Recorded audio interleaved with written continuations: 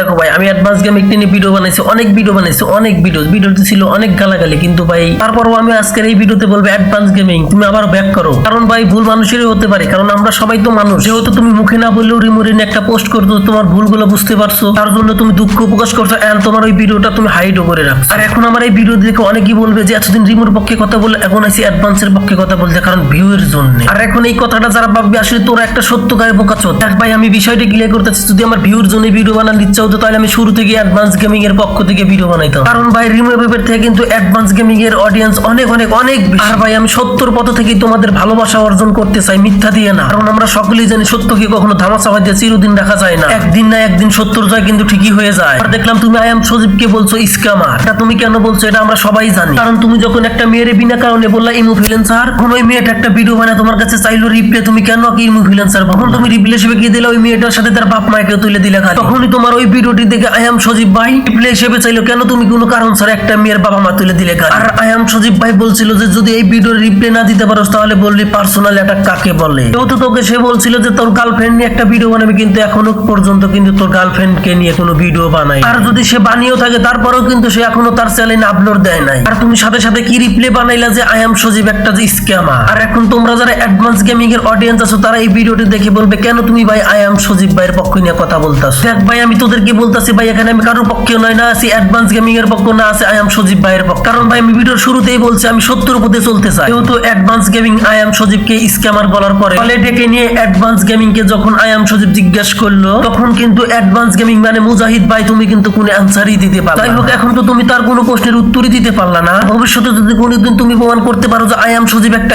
Scammer, তখন কিন্তু কাউকে ছেড়ে দিয়ে কথা বলবো না, আই এম সজীবকে নিয়েও ভিডিও বানাবো। কারণ আমি সত্যের পথে চলতে চাই, মিথ্যার পথে না। আর অ্যাডভান্স গেমিং আর আই এম সজীবকে নিয়ে আরো কিছু কথা বলার আছে, কিন্তু কথাগুলো এখন বলবো না, ভিডিও শেষের দিকে বলবো। তার আগে কিছু নয় সল রোস্টার আছে, তাদেরকে আগে ভরে দিয়ে আসি। কিছু আবার রোস্টার আছে যারা রোস্টিং ভিডিও মানে বুঝেই না, তারা আবার বানাইতেছে রোস্টিং ভিডিও। আর তারা বলতেছে যে ভিউ পাওয়ার জন্য অ্যাডভান্স গেমিং কে নিয়ে, বিলাত সাকিবকে নিয়ে, অ্যাডভান্স পোলাবান কে নিয়ে তারা বানাইতেছে ভিডিও। হেটার বলে এখানে তুই ভালো করেই জানো যে এখানে রিমোট থেকে কিন্তু অ্যাডভান্স পোলাবান, অ্যাডভান্স গেমিং আর বিলাত সাকিবের অডিয়েন্স কিন্তু অনেক বেশি। আর এখানে যদি আমার ভিউ পাওয়ার ইচ্ছা থাকতো তাহলে কিন্তু আমি রিমোর পক্ষে না, বিলাত সাকিব, অ্যাডভান্স গেমিং আর অ্যাডভান্স পোলাবান কে নিয়ে ভিডিও বানাইতাম। আর হেটার বলা তুই যে ভিডিওটি বানাইছস আমি তোকেই বলতেছি তুই ভিডিওটি ভালো করে দেখ আর ভালো করে শোন। তুই রিমোর পক্ষ নিয়ে যেগুলো ভিডিও বানাইছি ওইগুলো ভিডিওতে তুই একটা ভিডিওতে দেখাইতে পারবি যে রিমোর যারা ফ্যান আছো তারা ভিডিওটি শেয়ার করে দাও, লাইক করে দাও, কমেন্ট করে দাও, সাবস্ক্রাইব করে দাও। আর তুই যেগুলা ভিডিও অ্যাডভান্স গেমিং এর পক্ষ নিয়ে বলতাছস সেগুলা ভিডিওতে, সবগুলা ভিডিওতে তুই বলতাছস অ্যাডভান্স গেমিং অডিয়েন্সের ভিডিওটা শেয়ার করে দাও, উড়া ধরা ওরে বাবা। আবার বলতাছস চ্যানেলটা সাবস্ক্রাইবও করে দাও। আরে হেটার বল তুই এখন অ্যানসার দে, অ্যাডভান্স গেমিং কে ব্যবহার করতেছে, অ্যাডভান্স গেমিং কে ব্যবহার করে কে ভি কমাইতেছে, কে সাবস্ক্রাইবার কমাইতেছে, উত্তর দে। আশা করি হেটার বলা তুই তোর কথার উত্তর পাচ্ছিস। আর যদি আবার খোঁজাখুঁজি করিস তাহলে এমন ভরা ভরমু তোর 14 গোষ্ঠীর নাম ভুলিয়ে দিয়ে ছাড়মু।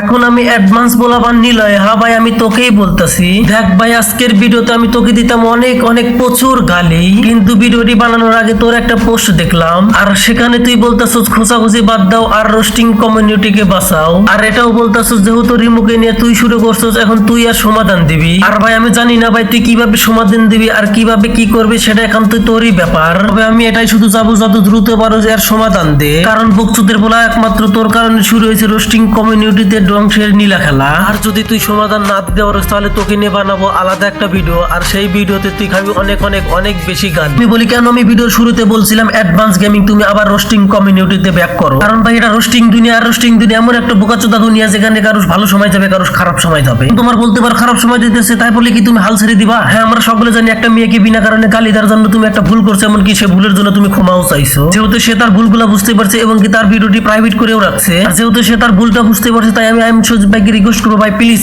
আর রিমুর বিষয় নিয়ে আপনি ওরা কিছু বলেন। এখন আই এম সজীব ভাইয়ের অডিয়েন্সরা আছে যারা অবশ্যই কমেন্ট করে বলবা রিমুর বিষয় না হয় বাদ দিলাম, তাহলে কেন আই এম সজীব ভাইকে স্ক্যামার বললো? তাহলে আমি তোমাদেরকে আজকে একটা কথা বলবো, যেহেতু কথাটা অনেক পুরনো তারপরও আমার আজকে বলতে হচ্ছে। তোমরা ভাই সাদিকুল ভাইয়ের যারা পুরান অডিয়েন্স আছে তারা অবশ্যই জানো, আর সেই সময় কিন্তু সেই ফ্রি ফায়ার কমিউনিটির ভিতর বড় রোস্টার ছিলেন। আর সাদিকুল ভাইয়ের সাথে কিন্তু ইসকাব্বর অনেক বড় একটা কন্ট্রোভার্সিটি হয়, আর তাদের এই কন্ট্রোভার্সিটির কারণে কিন্তু তাদের ভিতরে অনেক গ্যাঞ্জাম হয়েছিল। যাই হোক তোমরা যারা সাদিকুল ভাইয়ের পুরান অডিয়েন্স আছে তারা কিন্তু এ টু জেড সবকিছুই জানো, তাই আমি আর নতুন করে সে কথাটা বলতে চাচ্ছি না। এখন ভাই তাদের মধ্যে এত কিছু হবার পরেও কিন্তু তারা দুইজন দেখা করছিল এবং দুইজন মিটও করছিল, এবং কি তাদের ভিতরে যা সমস্যা ছিল তারা কিন্তু মিট করে সমস্যা সমাধান করে দিয়েছিল। তাহলে ভাই দেখো তাদের ভিতরে এত ঝামেলা থাকার পরেও কিন্তু তারা তাদের সমস্যাটা ঠিক করে নিয়েছিল। তাহলে আমি তোমাদের দুজনকে বলতেছি ভাই মুজাহিদ ভাই আর সজীব ভাই তোমরা কেন পারতেছো না? তোমাদের ভিতর কেন এত রাগ, কেন এত অভিমান, কেন এত ইগো? দেখো ভাই ভিডিওতে এসে আমরা যতই ঠাপাঠাপি ভাগাভাগি করে থাকি কিনা, কিন্তু দিন শেষে কিন্তু আমরা সবাই একই পরিবার। তাই আমার তোমাদের দুজনের কাছে একটাই অনুরোধ থাকবো ভাই, প্লিজ এই পরিবারটাকে ভাগ করে দিও না। আজকের এই ভিডিওটি এই উদ্দেশ্যেই বানানো হইলো ভাই, প্লিজ তোমাদের কাছে আমার একটাই অনুরোধ থাকবো ভাই, তোমরা দেখা করে